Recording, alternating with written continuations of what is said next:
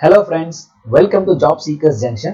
So இந்த வீடியோல நம்ம என்ன பார்க்க போறோம் அப்படின்னு பாத்தீங்கன்னா UPSC உடைய எம்ப்ளாய்மெண்ட் ப்ராவிடென்ட் ஃபண்ட் ஆர்கனைசேஷனுக்கான பர்சனல் அசிஸ்டன்ட்கான ரெக்ரூட்மெண்ட் பத்தி தான் பார்க்க போறோம். ஸோ டோட்டலா பாத்தீங்கன்னா 323 போஸ்ட்கான வேகன்சி அவங்க வெளியிட்டிருக்காங்க.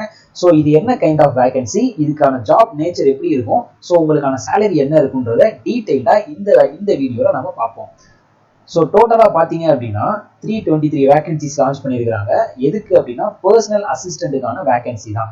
ஸோ இது இபிஎஃப்ஓ எதுக்கு அண்டரில் வருதுன்னு பார்த்தீங்கன்னா ministry of labour and employment அண்டரில் தான் வருது. ஸோ கேட்டகிரி வைஸ் உங்களுக்கு வேகன்சியும் பிரித்து கொடுத்துருக்காங்க. ஜென்ரல் கேட்டகிரி பார்த்தீங்கன்னா 132 வேகன்சியும், இடபிள்யூஎஸ்னா 32 வேகன்சியும், ஓபிசிக்கு 87 வேகன்சியும், எஸ்சி கேட்டகரிக்கு 48 வேகன்சியும், எஸ்டி கேட்டகரிக்கு 24 வேகன்சியும் கொடுத்துருக்காங்க.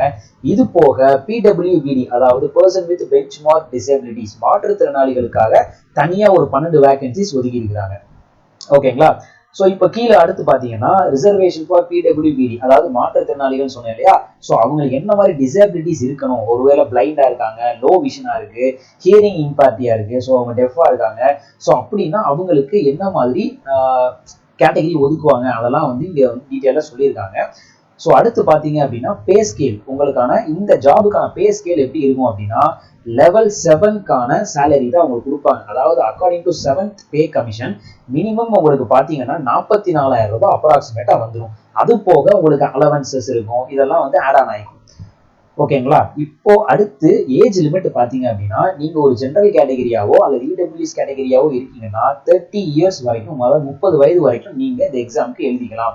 அதுவே நீங்க ஓபிசி கேட்டகரியில வர்றீங்கன்னா 33 வயசு வரைக்கும் எழுதலாம். எஸ்சி எஸ்டி கேட்டகரியில வர்றீங்கன்னா 35 வயசு வரைக்கும் நீங்க இந்த எக்ஸாம்ஸ் எழுதிக்கலாம்.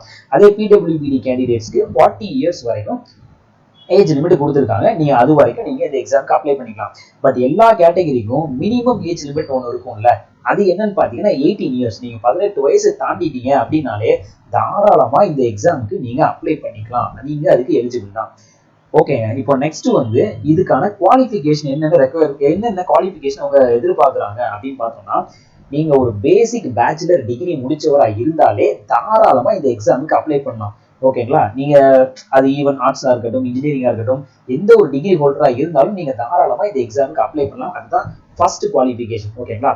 அதுக்கப்புறம் பாத்தீங்கன்னா உங்களுக்கு டைப்பிங் ஸ்பீடு வந்து டெஸ்ட் பண்றாங்க, ஸ்கில் டெஸ்ட்னு சொல்லுவாங்க இல்லையா? ஸோ ஸ்பீடு வந்து 120 வேர்ட்ஸ் பெர் மினிட், ஒரு நிமிஷத்துக்குள்ள 120 வேர்ட்ஸ் நீங்க அடிக்கணும். மொத்தமா பாத்தீங்கன்னா 10 மினிட்ஸ் உங்களுக்கு இதை வந்து டிக்டேட் பண்ணுவாங்க. அதாவது வார்த்தையை அவங்க வாசிச்சுட்டே இருப்பாங்க, நீங்க வந்து அதை டைப் படிக்கணும். நீங்க டைப்பிங் டைப் ரைட்டர்ல நம்ம இது பண்ண நினைக்க வேண்டாம், கம்ப்யூட்டர்லயே நீங்க இந்த ஸ்கில் டெஸ்ட்டை நீங்க டைப் பண்ணாலே போதும். ஓகேங்களா? ஸோ இதுவும் எலிஜிபிலிட்டியில அதாவது குவாலிஃபிகேஷன் அவங்க வச்சிருக்காங்க. அடுத்ததா பாத்தீங்கன்னா டியூட்டிஸ், இந்த போஸ்ட்டுக்கு அதாவது பர்சனல் அசிஸ்டன்ட்டுக்கான டியூட்டிஸ் என்னென்ன இருக்கு அப்படின்னு பாத்தீங்கன்னா நீங்க வந்து taking dictation and typing of officer concern, உங்க ஆஃபீஸர் வந்து சொல்ற அந்த நோட்ஸ், அதாவது அவங்க ஒரு வேர்டு சொல்றாங்க அப்படின்னா அதை வந்து நீங்க டிக்டேட் பண்ணி நீங்க எடுத்து அதுக்கு தகுந்த மாதிரி ப்ராப்பரா ஒர்க் பண்ற மாதிரி இருக்கும். ஸோ வர்ற விசிட்டர்ஸை நீங்க ஹேண்டில் பண்ற மாதிரி இருக்கும். டெலிஃபோன் கால்ஸை நீங்க ஹேண்டில் பண்ணணும். ஒரு ப்ரோக்ராம் ஆர்கனைஸ் பண்றாங்கன்னா அதை நீங்க தான் ஹேண்டில் பண்ற மாதிரி இருக்கும்.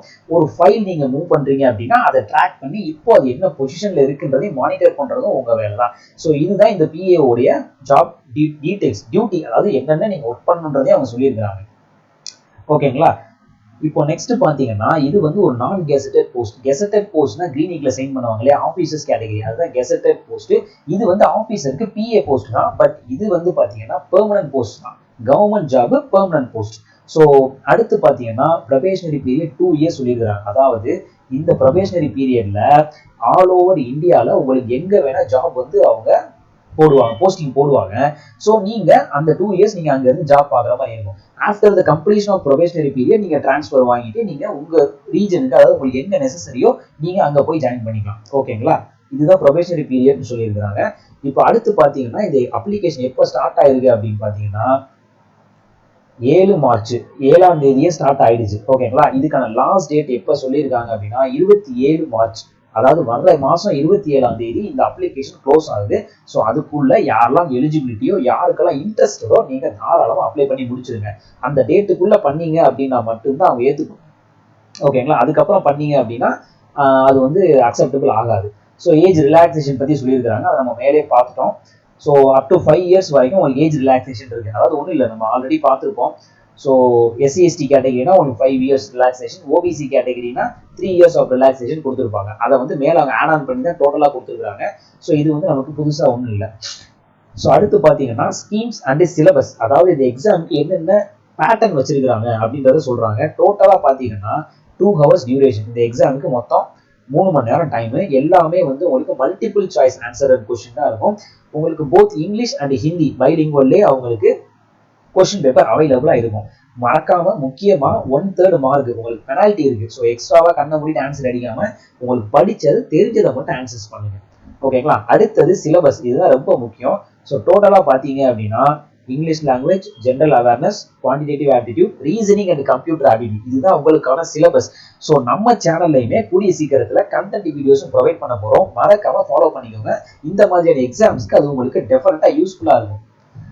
ஸோ அடுத்து அதுக்கான வெயிட்டேஜ், அதாவது மார்க்ஸ் எவ்வளோ இருக்குன்னு பார்த்தீங்கன்னா டோட்டலாக 300 மார்க் வந்து அவங்க ப்ரொவைட் பண்ணுறாங்க. அதில் சில கட் ஆஃப் வந்து அவங்க ஃபிக்ஸ் பண்ணுவாங்க. ஸோ அதை வந்து நீங்கள் கிளியர் பண்ணுற மாதிரி இருக்கும். நான் ஆல்ரெடி சொன்ன மாதிரி இந்த ஸ்கில் டெஸ்ட்டும் வந்து அவங்க டெஸ்ட் பண்ணுவாங்க. ஃபார் ஸ்டெனோகிராஃபர் அந்த மாதிரி ஆல்ரெடி மேலே சொன்னேன் இல்லையா, டிக்டேஷன் பண்ணி உங்களுக்கு கம்ப்யூட்டரில் நீங்கள் டைப்பிங் டெஸ்ட் பண்ணுற மாதிரி இருக்கும். அதுதான் அவங்க ஸ்கில் டெஸ்ட் மென்ஷன் பண்ணியிருக்காங்க. ஸோ இது பார்த்தீங்க அப்படின்னா அந்த டெஸ்ட் நடக்குது, உங்களுக்கு எக்ஸாம் வைக்கிறாங்கல்ல, அந்த எக்ஸாமுக்கான சென்டர்ஸ் எங்க சென்டர்ஸ் அவைலபிளா இருக்குன்னு சொல்லியிருக்காங்க.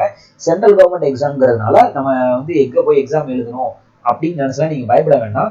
நம்ம ஸ்டேட்லயே கிட்டத்தட்ட ஒரு 6 டிஸ்ட்ரிக்ட்ல இந்த எக்ஸாம் சென்டர்ஸ் அவைலபிளா இருக்கு. அதாவது பாத்தீங்கன்னா சென்னை, கோயம்புத்தூர், பாண்டிச்சேரி, மதுரை, திருச்சிராப்பள்ளி, இன்னொன்னு பாத்தீங்கன்னா வேலூர். மொத்தமா 6 டிஸ்ட்ரிக்ட்ல எக்ஸாம் சென்டர்ஸ் அவைலபிளா இருக்கு. ஸோ நீங்க அப்ளை பண்ணி லோக்கல்லே நீங்க போய் எக்ஸாம் எழுதிட்டு வரலாம். உங்களுக்கு நியர்பை எந்த டிஸ்ட்ரிக்ட் இருக்கோ அந்த டிஸ்ட்ரிக்டை நீங்க சூஸ் பண்ணிக்கோங்க. ஓகேங்களா?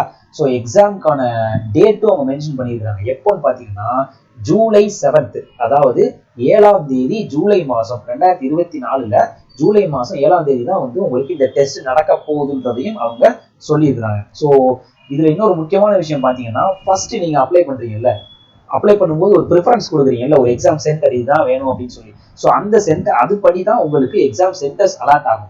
ஸோ அந்த சென்டர்ல ஏதாவது ப்ராப்ளம், அது வந்து வைக்க முடியாது, கண்டக்ட் பண்ண முடியாத சுச்சுவேஷன் அப்படின்னா தான் நீங்க செகண்ட் ப்ரிஃபரன்ஸ், தேர்ட் ப்ரிஃபரன்ஸ்ல கொடுத்துருக்கிற எக்ஸாம் சென்டர்ஸ் அவங்க எடுத்துப்பாங்க. ஸோ அதனால இந்த சென்டர்ஸை கரெக்டா கவனமா பார்த்து கொடுங்க. ஓகேங்களா? இதுக்கப்புறம் பாத்தீங்கன்னா நம்ம ஆல்ரெடி என்னென்ன டீடைல்ஸ், அதாவது எக்ஸாம் பத்தின டீடைல்ஸ், எக்ஸாம்ஸ் நீங்க என்னென்ன மால் பிராக்டிஸ் பண்ணக்கூடாது அதெல்லாம் வந்து தெளிவா சொல்லியிருக்காங்க. நீங்க இந்த எக்ஸாம் எழுதுறதுக்கு ஒரு இந்தியன் சிட்டிசனா இருக்கலாம், நேபாள் சிட்டிசனாகவும் இருக்கலாம், பூட்டான் சிட்டிசனாகவும் இருக்கலாம். ஸோ அவங்க அங்கிருந்து வர இந்தியன் சிட்டிசன்ஸ் அப்படி இருக்கிறவங்க நீங்க தாராளமா இந்த எக்ஸாம்ஸ் அப்ளை பண்ணிக்கலாம். So minimum essential qualification already நம்ம மேல பார்த்ததான், நீங்க ஒரு டிகிரி ஹோல்டரா இருந்தாலே போதும், தாராளமாக இந்த எக்ஸாமுக்கு நீங்க அப்ளை பண்ணலாம். இப்போ அடுத்தது பாத்தீங்க அப்படின்னா அப்ளிகேஷன் ஃபீஸ். ஸோ இந்த எக்ஸாமுக்கு அப்ளை பண்றதுக்கு ஃபீஸ் பாத்தீங்கன்னா 25 ரூபாய் தான் வந்து அவங்க சார்ஜ் பண்றாங்க. ஸோ இது வந்து ஒரு நல்ல ஆப்பர்ச்சுனிட்டி தான், மினிமம் அமௌண்ட் தானே, அதனால தாராளமா நீங்க அப்ளை பண்ணிக்கோங்க. ஸோ இந்த அமௌண்ட்டை எப்படி நீங்க பே பண்ணலாம்னு பாத்தீங்கன்னா, நீங்க ஒரு SBI பேங்க்ல அக்கௌண்ட் ஹோல்டரா இருக்கீங்கன்னா அந்த பேங்க் த்ரூ நீங்க கேஷ் டிரான்ஸ்ஃபர் பண்ணலாம், அல்லது UPI மூலியமாவும் உங்க பேமெண்ட்டை நீங்க டிரான்ஸ்ஃபர் பண்ணலாம், அல்லது கிரெடிட் கார்டு, டெபிட் கார்டு மூலியமாவும் நீங்க உங்க பேமெண்ட்டை டிரான்ஸ்ஃபர் பண்ணிக்கலாம். அது மூலியமா நீங்க எக்ஸாமுக்கு அப்ளை பண்ணிக்கலாம். மறந்துடாதீங்க 27 மார்ச் அதுக்குள்ள நீங்க அப்ளை பண்ணி ஃபீஸையும் பே பண்ணி முடிச்சிருக்கணும்.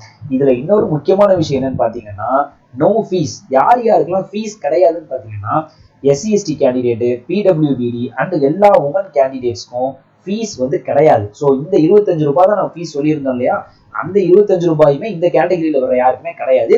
ஸோ அதனால நல்ல ஆப்பர்ச்சுனிட்டி யூஸ் பண்ணிக்கோங்க.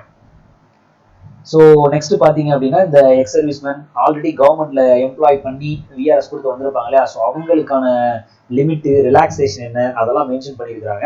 ஸோ டிஸ்கிரிப்ஷன்ல வந்து நான் PDF பின் பண்ணி வைக்கிறேன். உங்களுக்கு யூஸ்ஃபுல்லா இன்னும் டெப்தா நீங்க படிக்கணும்னு தெரிஞ்சீங்கன்னா இந்த மாதிரியான டீடைல்ஸை வந்து தாராளமா நீங்க கோ த்ரூ பண்ணிக்கோங்க. பட் இப்போ உங்களுக்கு என்னென்னலாம் தேவையோ அதை மட்டும் நான் கலெக்ட் பண்ணி உங்களுக்கு நான் சொல்லிட்டு இருக்கேன். ஓகேங்களா? இப்போ அடுத்து எப்படி எக்ஸாமுக்கு அப்ளை பண்ணணும்ன்றதை அவங்களே மென்ஷன் பண்ணியிருக்காங்க. சிம்பிளா பாத்தீங்கன்னா இந்த லிங்க், இந்த வெப்சைட்ல நீங்க போனீங்க அப்படின்னா ஃபர்ஸ்ட் ரெஜிஸ்டர் பண்ணிக்கணும். ஒன் டைம் ரெஜிஸ்ட்ரேஷன் ஒன்று இருக்கும், அதை நீங்க பண்ணிட்டு இந்த எக்ஸாமுக்கான அப்ளிகேஷன் ஃபார்ம் இருக்கும், அதுல நீங்க தாராளமா இந்த எக்ஸாமுக்கு அப்ளை பண்ணி முடிச்சிட்டீங்கன்னா உங்க அப்ளிகேஷன் வந்து அதுல ரெஜிஸ்டர் ஆயிடும். சரிங்களா? ஸோ இதுக்கப்புறம் வேற என்ன டீடைல்ஸ் பார்ப்போம். ஸோ எல்லாமே சொல்லிட்டேன், சேலரி சொல்லிட்டேன், ஏஜ் லிமிட் சொல்லிட்டேன், அப்ளிகேஷன் டேட் சொல்லியாச்சு, அப்ளிகேஷன் லிங்க்கும் நான் சொல்லியிருக்கிறேன். ஸோ லிங்கையும் நான் ப்ரொவைட் பண்ணுறேன். ஸோ அதையும் நீங்கள் பார்த்துக்கோங்க. இம்பார்ட்டண்ட்டான நியூஸஸ் எல்லாமே உங்களுக்கு சொல்லியாச்சு. ஸோ இது மாதிரியான detailed notification government state, central and state கவர்மெண்ட்டுக்கான ஜாப் நோட்டிஃபிகேஷன்ஸ் அப்டேட்ஸ் பற்றி நீங்கள் தெரிஞ்சுக்கணும்னா மறக்காம நம்ம சேனலை சப்ஸ்கிரைப் பண்ணிக்கோங்க. இதில் உங்களுக்கு ஏதாவது டவுட்னா கமெண்ட்ல சொல்லுங்க. அது போக கண்டென்ட் வீடியோஸும் ஃபியூச்சரில் நம்ம கொடுக்க போகிறோம். ஸோ மறக்காம நம்ம சேனலை சப்ஸ்கிரைப் பண்ணி வச்சுக்கோங்க. தேங்க்யூ.